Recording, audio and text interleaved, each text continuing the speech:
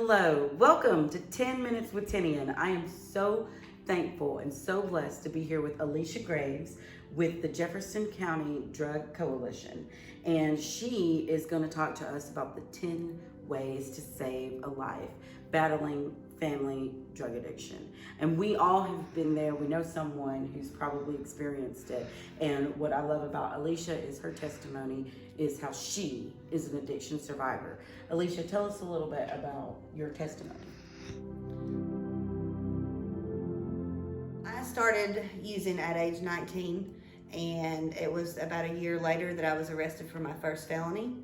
And after that, I continued to use up until I was 34 years old and had already gained 8 felonies by that time. I got into a program, and after that program, I was in there for 18 to 24 months in Jefferson County with Judge Sloan, and that is how I became clean and learned how to live clean. I was working at an MAT center for 3 years, and while working there is when I started furthering my education. I became certified by the state as a CPRS, which allows me to advocate for other addicts. So sometimes I go to court with them and help them get into rehab. That's awesome. Yes. Other times it may just be a phone call that I need to go and help someone. I pass out Narcan. I've traveled passing Narcan to different states. So whatever it is that I can do to help another addict is what I do. That's awesome. Again, I know you mentioned that they offered you the opportunity to come on with them. Mm-hmm. What did you think when you got that offer? For the drug court? Mm-hmm. Honestly, I was in jail when they came and offered it to me.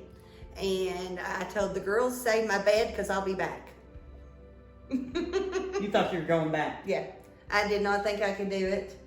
You know, I had never tried to get clean. So I had no faith that I could do it. Yeah. So what changed your faith? Every day just got a little easier. Certainly. So the program was very involved with me and very supportive, which is what most addicts need when they're trying to get clean. So that is what helped me. I had a great support system, and I would have to be accountable. I had drug screens every other day. So after doing that for months, then it became something that I want to do. Yeah. You know, so then I wanted to stay clean. My mother was a single mother. I had 2 brothers, and at a young age, I did have to be very responsible for my brothers because she worked so much. My mother raised us the best to her knowledge that she could. She also had mental issues as well, but you know, she loved us as much as she could love us. And anything I ever did had nothing to do with my upbringing. It was because I chose to do it. Alesha is indeed a survivor and has chosen a life that will help others become survivors as well. And we're going to talk about the way she survived, how she had a support system, the top 10 ways to save a life. And you can be a support system too. So tell me a little bit. I know you had mentioned support systems are important. Mm-hmm. You had to go through the task of drug testing and different things of that nature. As a family member or a friend, what would you suggest that they do? I would suggest for families to first start with getting an Al-Anon. That is meetings for families who have members that are addicts, and they are able to show you how to love the addict without enabling them, and how to love the addict instead of loving them to death. Most churches have Celebrate Recovery, which is a faith-based meeting, and they help you get off of the drugs and alcohol, and it's a meeting that you go to once a week, maybe sometimes twice a week. Helen Ross McNabb and Cherokee both offer programs, and they are for people who are non-insured. They have a safety net program for people that is based upon your income. Therefore, they can help you without having insurance. And then there's also CARM in Yes. Knoxville. There's some other resources. So we've definitely got a lot of options, but it's the person wanting to make the choice for those options. You cannot make an addict get clean. I mean, it's totally up to the addict when they decide to do it. Unfortunately, I had 3 children, and they were not enough to make me stop using drugs. Usually, most addicts do end up in jail, but if you are lucky enough to not end up in jail, you're gonna hit rock bottom at some point. Everyone's rock bottom is different, but eventually you're going to hit it, or else you're going to die. That's the option, death, or you're gonna hit your rock bottom and get clean. I loved going to the NA and AM meetings. They also have community-wide things. Once you get into the meetings and start meeting people, they have cookouts, they go on trips, and then you can build a network with new friends who are clean. And that is what you have to do in order to stay clean. Change your circle. Yep, exactly. You have to stay away from the old people. If you could be encouraging, what would you say? Definitely love the addict and hate the addiction. Just remember the things that that person is doing is because they are on drugs. Most of the time, that is not truly them. That you still cannot love them to death. So just love the addict and hate the addiction. There are programs that will come out and help you with anger management. They are programs that will help you with parenting. If you have lost your child while in addiction, they will help you get your child back after you take the parenting classes. Awesome. Yes, there's several organizations that are out here to help people. The most thing is you've got to help yourself. Tell me a little bit about your life now. I am a mother of 3, and I also have 2 grandchildren. I am a CPRS. I'm also enrolled in Bethel University to get my bachelor's in human services. Then I will follow up and start in law school. Awesome. Yeah. So.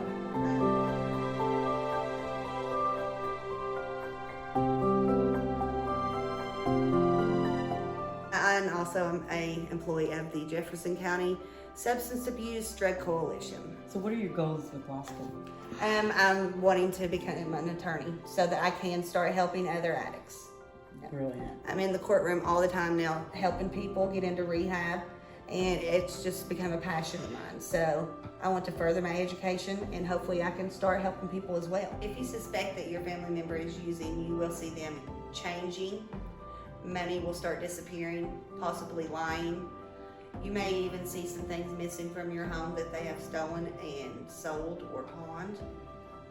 Most of the time they will start missing work a lot. The hobbies that they normally do, they will not do anymore. How can they reach out to you if they have any additional questions, or if someone maybe in the Jefferson County area is looking for some resources, and if you know any of Knoxville? I know she mentioned Helen Austin Nab. I help anyone. I just come to court in Knox County Monday. So anytime anyone needs an advocate, you're more than welcome to call me. My number is on my Facebook. Again, my name is Alesha Graves. It's ALESHA GRAVES. And like I said, I would advocate for you or help you get into rehab if that's what's necessary. Wonderful.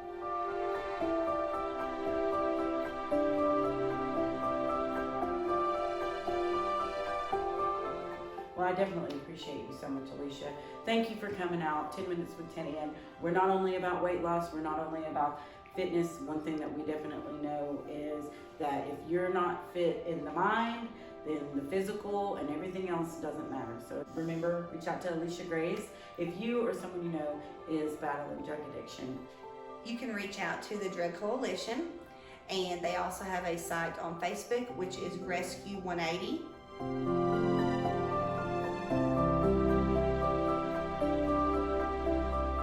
We are moving into our office as of right now, so our landline number should be posted up there any day now.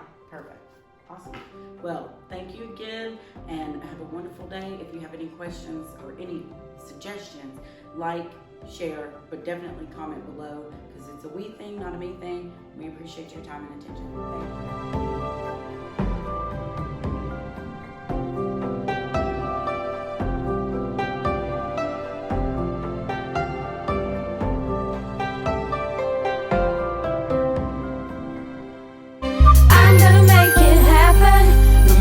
What it takes, I'm gonna take my life and put it in a better place. I'm gonna make it happen, no matter what it takes. I'm gonna take my life and put it in a better place. Thank you for this lifetime and all the blessings received. Thank you for forgiveness.